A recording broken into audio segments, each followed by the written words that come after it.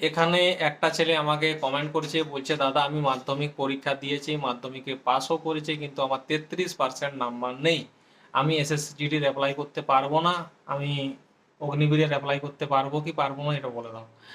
দেখো, অগ্নিবীরে তো 33% দরকার, তোমার অগ্নিবীরে হবে না, এসএসসিজিডিতে হবে। কিন্তু আমার মতে একটা ভালো কথা বলে যে তুমি আরেকবার মাধ্যমিক পরীক্ষা দাও, ভালো করে পড়াশুনো করো।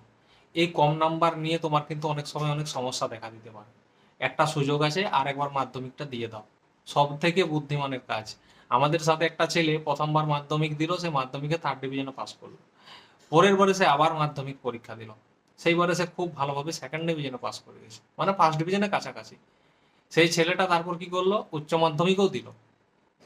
ওর সাথে ছেলেগুলো ওর থেকে বেরিয়ে গেল, তারা ওকে অনেক কিছু বলতো কিন্তু সে মাথায় নিত না।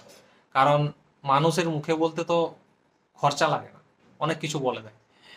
এরপর সেই ছেলেটা কি করলো, উচ্চ মাধ্যমিক পাস করার পর কলেজে পড়াশোনা করলো না, সে এসএসসির চেষ্টা করলো ফার্স্ট। আর ফার্স্ট টাইম সে এসএসসি যখন চেষ্টা করলো, সে পরীক্ষায় পাস করে চাকরিও পেয়ে গেল, কারণ সে প্রস্তুতিটা সেইভাবে নিয়েছিল।